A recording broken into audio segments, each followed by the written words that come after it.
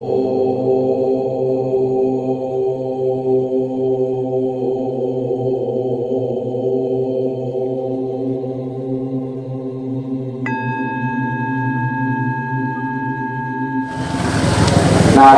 సమారంభాం వ్యాస శంకర మధ్యమాం తస్మదాచార్య పర్యంతాం వందే గురు పరంపరాం.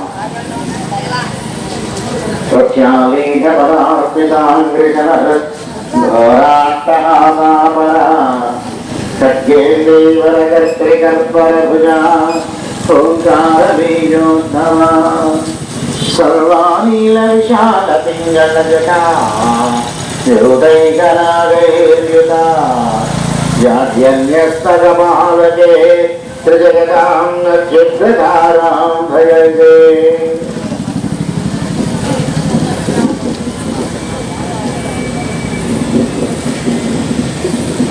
నా గురువులు పరమ గురువులు తస్మత్ గురుదేవులు సిద్ధేశ్వరానంద భారతి మహాస్వామి, నా ఇష్ట దేవతలకు నమస్కరిస్తూ ఈ పవిత్రమైన దక్షిణ కాశీ క్షేత్రంలో దుర్గా నాగేశ్వర స్వామి వారి సన్నిధిలో చక్కటి ఆధ్యాత్మిక వాతావరణంలో ఈ విశ్వ హిందూ పరిషత్తు ఏర్పాటు చేసిన హిందూ ఆత్మీయ సమ్మేళనంలో పాల్గొనడం నాకు అత్యంత సంతోషం కలిగించే విషయం. ఇక్కడ కూర్చున్న వాళ్ళందరూ శాస్త్రంలో ఏం చెప్పారో తెలుస్తారండి, ధర్మవీరులు అని చెప్పారు. ధర్మవీరులు ఇక్కడ కూర్చున్న వాళ్ళలో, ఈ డయాస్ మీద కూర్చున్న వాళ్ళలో కానీ, నాతో పాటు డయాస్ పంచుకున్న వాళ్ళు కానీ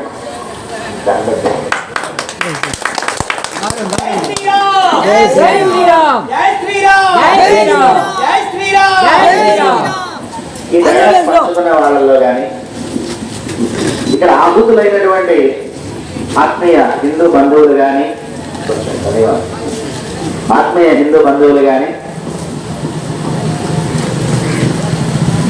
ఇక్కడ ఎవరు కూడా డబ్బులు వస్తాయనో, వ్యాపారం చేద్దామనో, ఆర్థికంగా ప్రయోజనం పొందుదామనో కూర్చున్న వాళ్ళు, పనిచేస్తున్న వాళ్ళు కాదు. ఎందుకు ఆశీనులయ్యారు ఇంతమంది?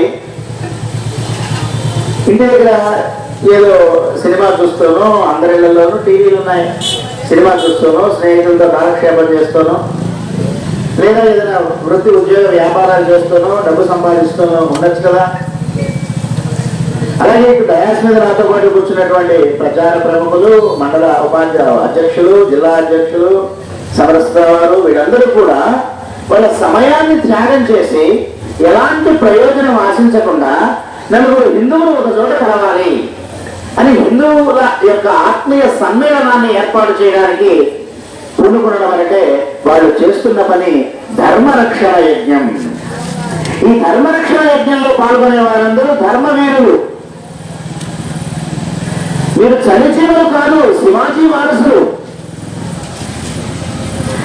ప్రపంచాన్ని ఆశ్చర్యపరిచిన మహాయోధులైన రాణా ప్రతాప్ రక్తం మనలో ప్రవహిస్తోంది, ఛత్రపతి శివాజీ మహారాజ్ రక్తం మనలో ప్రవహిస్తోంది. అందుకే మనకి వ్యక్తిగతంగా ఎలాంటి ప్రయోజనం లేకపోయినా ధర్మం రక్షించబడాలి అనే కాంక్షతో ఇక్కడ కూర్చున్నాము. అవునంటే అలా కాదా? ఏమంటే ఇంకా ఎలాంటి ప్రయోజనం లేదు, ధర్మం రక్షించబడాలి, ఈ సనాతన హైందవ ధర్మం రక్షించబడాలి. ఈ సంకల్పంతో ఇక్కడ చేరాం. ఏం జరుగుతుంది? ఇలా మనం కూర్చొని మాట్లాడటం వల్ల, మనందరం కలియడం వల్ల ఏం జరుగుతుంది? ఎవరి మీద యుద్ధం ప్రకటిస్తున్నావా, లేదన్నా ఎవరికైనా వ్యతిరేకంగా పోరాటం చేయడం కోసం కూర్చున్నామా? కానే కాదు. నలుగురు హిందువులు, 30 మంది హిందువులు ఒక చోట కలిస్తే మహాద్భుతమైన శక్తి ఉంటుంది దాంట్లోంచి. అంతకు పూర్వం లేనటువంటి అద్భుతమైన శక్తి పుట్టింది. ఆ శక్తి సనాతన ధర్మంతో కూడిన సమాజాన్ని నిర్మాణం చేస్తుంది. సమాజ వికృతులుగా ఈనాడు సమాజానికి శాపాలుగా దాపురించినటువంటి విధర్మీయ పనిపడుతుంది ఆ శక్తి. మనకి ఈ దేశంలో మీరు పుస్తకాల్లో చిన్నప్పుడు చదువుకుని ఉంటారు.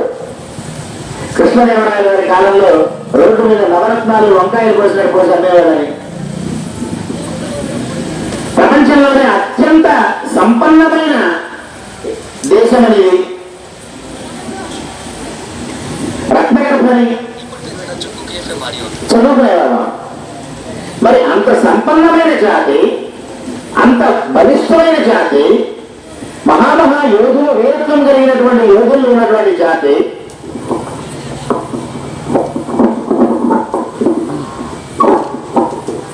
ఎందుకు 1000 సంవత్సరాల పాటు మనం బానిసత్వంలోకి వెళ్ళాము? ఎలా విధర్మీయులు మన దేశాన్ని ఆక్రమించుకోగలిగారు? మందిర కార్యక్రమాన్ని నిర్వహించడానికి బాగా అవకాశం ఇచ్చిన వారందరికీ, కమిటీ మెంబర్లకి, మా సోదరులందరికీ కూడా ధన్యవాదాలు తెలుపుతూ జై భారత్, జై జై భారత్.